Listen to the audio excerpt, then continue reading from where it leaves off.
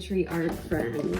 It's Mrs. Pam here, and today we are gonna make some really scary, maybe a little silly monsters. And we're gonna use our complementary colors and a ton of different watercolor techniques. Now, I'm gonna send you guys a list of different watercolor techniques so you don't have to do the ones that I'm doing, but I want you to pick 4 different ones. So I've either picked 4 or 5. I think I'm going to do a watercolor resist, a crown resist. I think I'm going to use salt and water. I've already mixed it up with my watercolor. It makes a crystallizing effect. I am going to use I don't know how you say that, rubbing alcohol, and I'm gonna use some rice. Ooh, and I wanted to do dry brush too. Okay, I don't know, I might change my mind halfway through. I have pipette cleaners, I have Q-tips, I have my watercolor. So everyone's gonna need watercolor, water, paintbrush, maybe even a paper towel. So I have my examples. I just practiced drawing a couple of monsters. I wasn't trying real hard. I just kind of wanted to play around. And this is going to help me know what 4 monsters I want to draw. So take your piece of paper. You'll need watercolor paper too. I prefer watercolor paper. If you just have your paper from your art kit, that's okay. And we're going to fold this paper in half. The reason why we're doing this is we're just going to divide our paper into fourths. And I like to divide it evenly, so we have a nice straight even line right in the middle because we folded it in half. So I folded it like a hamburger, now I'm folding it like a hot dog, lining up the corners, pressing down. So I have 4 individual spots, and I think I'm gonna turn it this way. I'm gonna make some space, push this stuff aside. I'll show you what I'm taking when I do. And I am going to put a monster in each of these. And the thing about these monsters too is they're going to be complementary color monsters. So I didn't say this, we'll need a pencil also. So I'm looking at my monsters here, looking at my examples. We're kind of like the guy with the horn and the funny. I might combine some of these. I like this guy. I might do him. So I'm going to do him one of the corners. This is the guy I'm copying. I'm going to add to it. Okay, so I am going to, I'm going to use either this gray or this black. Maybe I use gray to color right on the lines I drew.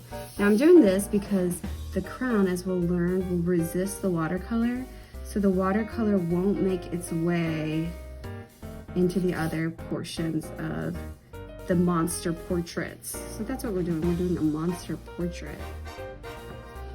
That's probably what we'll call them. Monster portrait. All right, I'm gonna turn it this way because it's easier for me to draw a straight line. And remember, when we draw straight lines, we don't draw from our wrist, we draw from our arm. So keeping that wrist straight actually helps us draw straighter lines. And I'm pushing pretty hard because I don't want the watercolor to overflow into the other side of the portrait. All right, now we got them divided. I'm gonna do 4 monsters, and I'm gonna start by drawing them out. So I've already kind of planned them. We did that at the beginning. I'm gonna really lightly just, sometimes I don't like to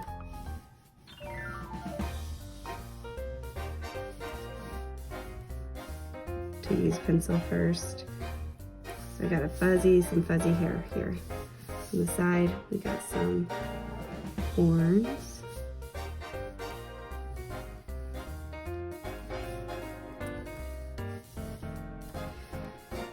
And 2 little eyes up here. And 3 big eyes down here.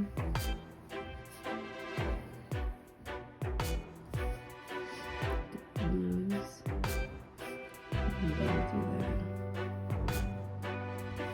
the screaming face. Okay, so there's my first monster. Let's do some eyelids. I'm gonna have all his eyes going in different directions. So he looks a little crazier. He's looking all over the place.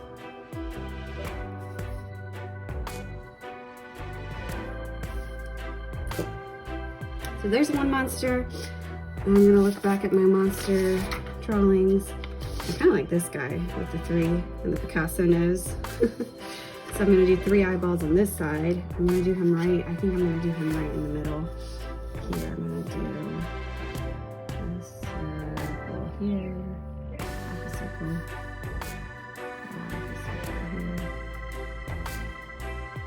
half a circle here. And I'm gonna come down. So when we're drawing these, I love drawing monsters or cartoons because there's no wrong way to draw them, right? They're your monsters. They can look however you would like for them to look.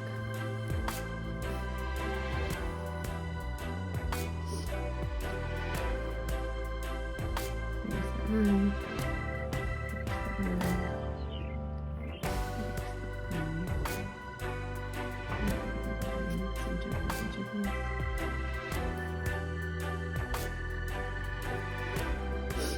Alright, I think I like that Picasso nose. So I'm going to do that very Picasso nose. Because this monster loves Picasso apparently. Ooh, it'd be fun to kind of have a mustache on a monster. I feel like this monster needs a mustache.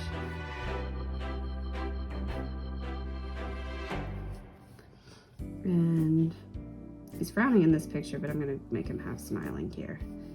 He's happy. He's happy now that he has a mustache. So see how I'm kind of adjusting these. I'm figuring out what I like.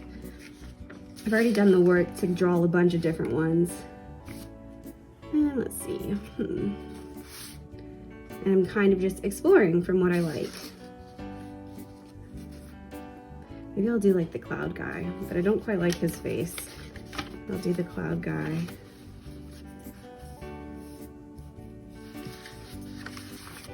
Just put a corner here.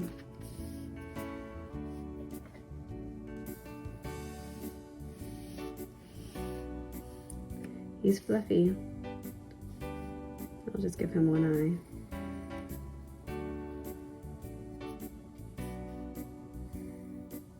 Oh, and I'll get this one with some eyelashes.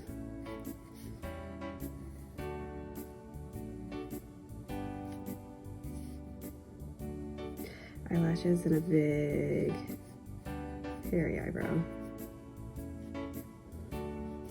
So it kind of looks like he or she, this monster, is looking up.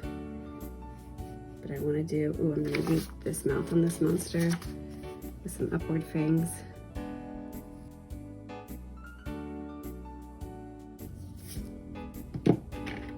So I want you guys to know that I drew a mouth and then I changed it because I didn't like it. So I erased it and added it on. I'm telling you guys that. I didn't show you for time's sake, but I'm telling you guys that because I want you guys to know that we make mistakes in art all the time. Whether you are an art teacher or you do art all the time, or you're new to art, we all make mistakes, just like in life, right? I like that a little better. And so sometimes we can make those mistakes work, like happy accidents. Other times we need an eraser. So I want you guys to know that I erased that and added something else here. All right, so we got 2 eyebrows and 1 eye. I think that's kind of silly. And then I have one more. And I don't know what I want to do. Yeah, maybe I want some downward fangs. I don't really like any of these. Maybe I'll, ooh, with the tongue. Oh, the tongue is good. This guy will have a tongue. We'll have this guy have his tongue out. He's got the mustache and the tongue. This guy can have a tongue too. Let's see, upward fangs, downward fangs. Ooh, this guy's got a unicorn. I'm kind of leaning towards this guy with the triangle nose, but I don't really want him to have that outward shape. So let's just kind of do a round shape. See how that works. It's got a unicorn, a horn, a narwhal horn. We got some little ears for him. Got ears. big eyes.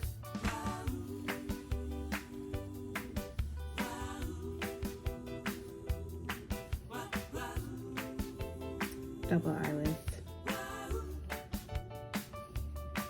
Again, it doesn't matter how you draw your monster. What matters is that it's yours and it's you. Do kind of like the triangle nose, it'll be like that.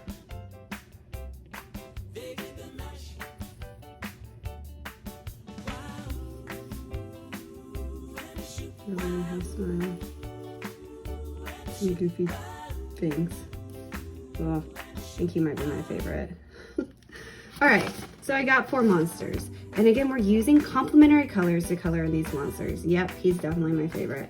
Okay, so next for our watercolor and our watercolor technique. First one I'm gonna do is Watercolor Resist. So we are using complementary colors. So if I make this monster red, let's grab all of these. Look at this color wheel. If I make that monster red, across, complementary colors are colors that are across from each other on the color wheel. So if I make this monster red, then the background will be green, and vice versa. If he's green, the background will be red. If this guy's yellow, the background will be purple. If this guy is blue, background orange, and so on and so on. So you're looking for colors that are across from each other on the color wheel. So think about that as you plan. So I think I need to find my yellow, I'll do my green crown. I'm doing a Watercolor Resist on this one, on this first one. So, no, maybe I want to do red. Just this violet red. Sometimes you're not quite sure how red your red is. Let's see. That's pretty red. Maybe I need a redder red. How red's your red? Here it is. Oh, that one's a little purpley. This one's a little more red. So I am just starting to color in this guy. And I'm doing a really dark outline. I'm somewhat following my pencil lines, but they're not restricting me. So I'm not totally following all my pencil lines. Now I want you only to use one color when coloring the monster. It's a little boring, right? But there's a purpose for that. So we're only using one color because we want to talk about the complementary colors. But you be creative with just one color. Like you can make some really smooth lines. And you can make some really hard lines. And you can do a lot of different things with your lines. You can make it darker, you can make it lighter.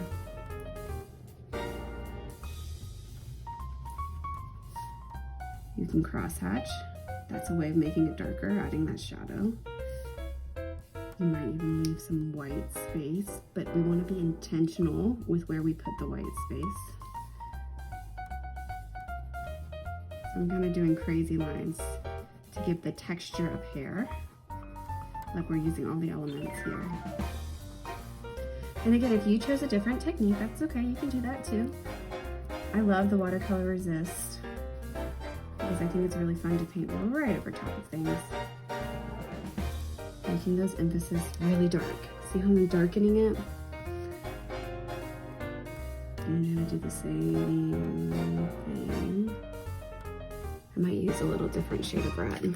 So if you want to use a little different shade of red, you can do that too. Just to kind of, still red, but it's just a little different shade.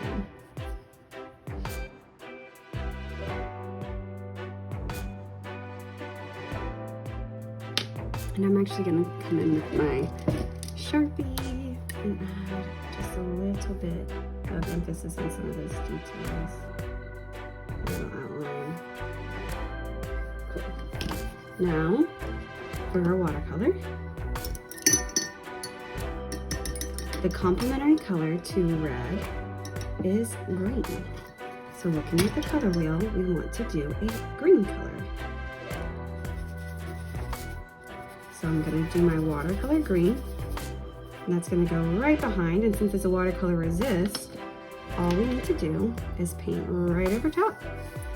And see how the crown resists the green. Pretty cool, huh? And you need to come in and go a little bit darker in some places here, because you want to push pretty hard for it to resist. I'm just going to make it a little darker around. So see how I'm learning and compensating. I'm not getting mad when I make a mistake. So, let's see how I can adjust here. The watercolor is resisting, the crown is resisting the water in the watercolor because it's waxy, it repels it. It's always a fun one to do. That's the same reason why we went right up here, because the water won't get past and bleed into the other side. Yay! All right, red and green, we got those complementary colors. See how I made all a mistake there? It's okay. All right, next watercolor technique, and we're gonna use complementary colors, is I think I want to do, I don't know how moving smooth. I might do the alcohol on this one, or the salt. I'll do the salt on this one. I think the salt will be cool. So I did the crystallizing salt, which is a little different. It is not the pouring salt straight on it. I've actually never tried this one before, and so that's kind of why I wanted to try it. I'm wiping off that color. And for this guy, I'm gonna use purple and yellow. I think I want him to be yellow. I'm a little nervous about that because I'm not quite sure how that will work. So I've meant to put even amounts of salt and water in here. All right, so I'm gonna kind of mix it together. It's Epsom salt and water. I'm really curious to see how this will work. So I put yellow in here. It's with salt and water. And before I add that, I'm actually just going to get him wet along the outside. I might use my thin brush, because if you just get it wet on the outside, if you do the, well, you can do the whole inside wet, but if you just do that wet, the water won't go past it. So it's almost like the resist, where it won't go to the dry parts.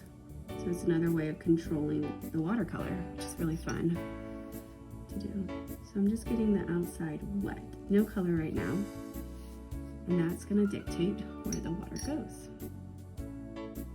Again, I may come back in with black to add some detail.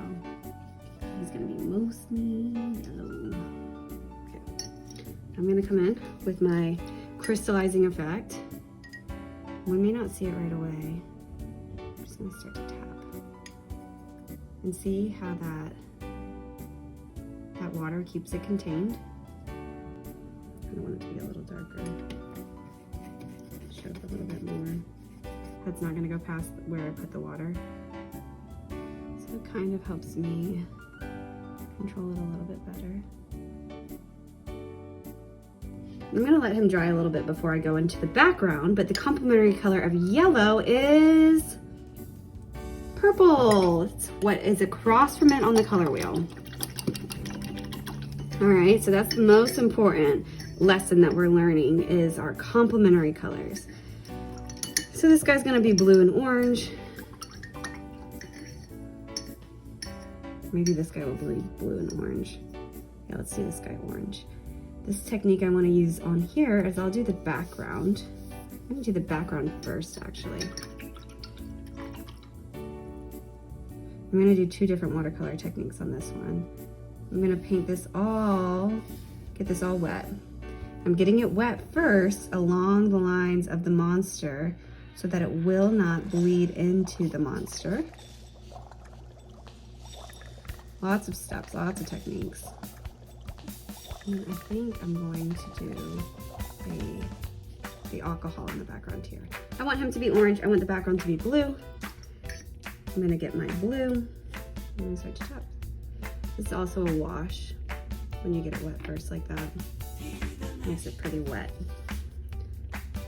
Let's see how it won't go into the lines of the monsters because there's no water there. it won't go past that because there's the crown is stopping it. So it helps you be a little bit more, I mean, if you paint right to it, it'll go over it, but it helps you just keep you a little bit safe, I guess.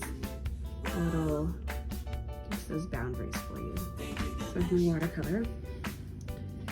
Now I'm gonna take my rubbing alcohol. I'm gonna use my pipette, actually. I'm gonna get some alcohol into this pipette. If you don't have a pipette, you can just maybe flick it. You can use a Q-tip if you like. I have a pipette. Oops. Well, that's gonna change that better. I'm just gonna drop little dots. Not a whole lot. Not a lot at all. So you see how I'm doing a combination of planning and a combination of experimenting and a combination of fixing my mistakes, right? Cool. So I'm gonna go back on. I'm gonna do the rice on him. So on him, he's gonna be dry brush. And that alcohol does not care about that crayon, does it? So I got my dry brush. I'm gonna get it a little wet, but not too wet, okay? I should have done dry brush for him, but that's okay. He'll be dry brush. And I've used all my set of complementary colors, so I'll let you repeat one. So I think I'll repeat the yellow and purple, and this guy will be purple. I'll switch which one my monster is.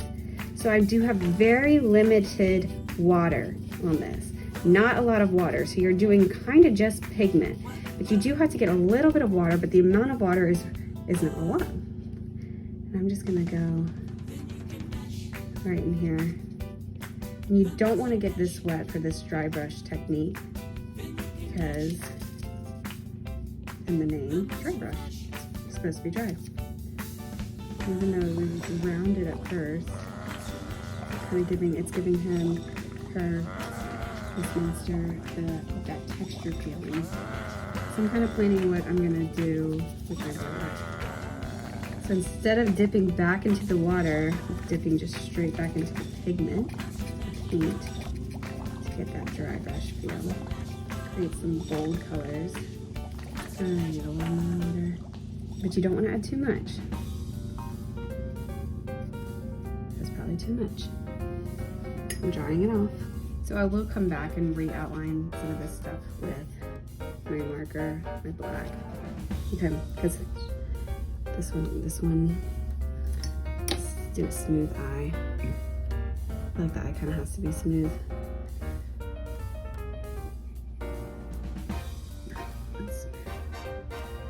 And it's probably dry enough. And I could do the lemon technique.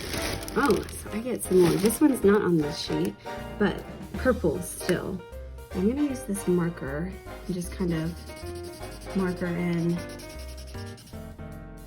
different parts. This is oh, thought this was a washable marker. Maybe I need a washable marker. Okay, we're experimenting, we'll try. I'm using the marker for this background, but I'm not going all over. I do want to kind of make a nice background outlining. Okay, so you need lemon juice and water, and a little bit of water. Let's see how just the water does, and we'll go get lemon juice if we need it. And you add the water onto it. Straight on the marker. Apparently you mix it with the yellow by accident. I did not want to do that. So I'm going to take this. And just pick it up. Because there's a lot of water on him. So I'm just dabbing it up. I made a mistake. I'm fixing that mistake by picking it up. So I'm going to get some lemon juice in my pipette. I'm just going to add some lemon juice to this marker. I think you need to use a washable marker.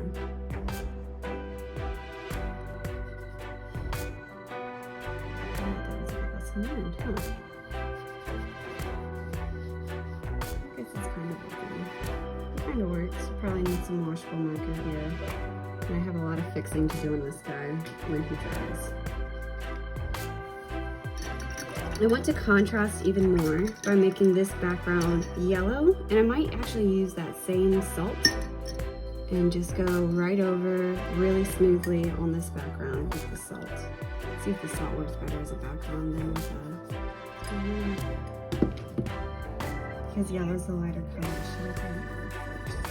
Because when complementary colors mix, I get brown. I don't really want to brown. This guy's gonna be some rice. He's got to be orange. We do want water on him. We do want it kind of wet. You see, I am going straight over my eyes. The reason is because I'm going to come back in with black or another color, maybe an orange marker to emphasize those lines. And I know that, so that's why I'm kind of letting myself be a little free with that. It's just a way to kind of, it's getting it wet because it has to be wet in order for the rice to absorb it. Rice is gonna go right on top. And let it sit.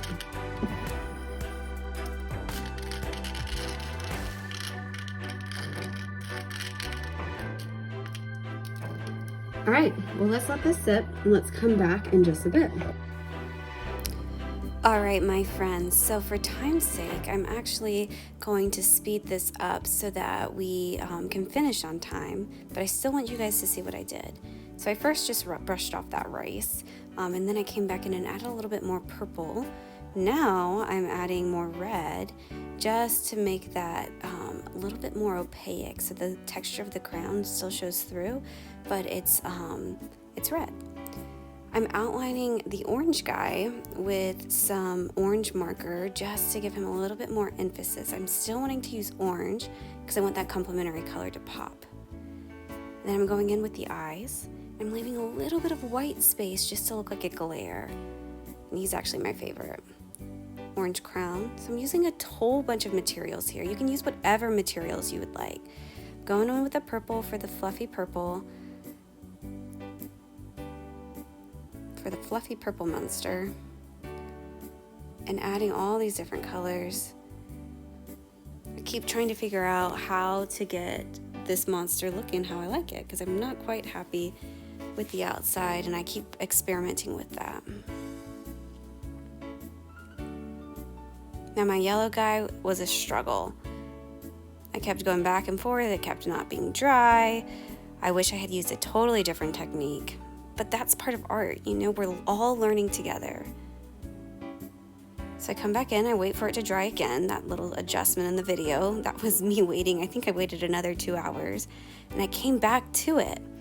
So art sometimes often requires that break to let things dry and adjust, to let our own heads dry and adjust, meaning just to give us new eyes, fresh eyes when we come back and look at our artwork. So this art project actually did take me a long time because I kept waiting, I kept taking breaks. You don't see that because I made this short little video, not short, but this video for you to shorten all of that process. I didn't like the background, so I added a deeper purple background, and I wanted to add that rice effect because I felt like it worked really well on that orange guy. My purple guy, still not happy, just keep coming back, keep trying to figure out what I like. And I actually end up trying the lemon technique, and I really liked that on my purple fellow. So I did that, I took off the rice, and voila, there's my monster portrait.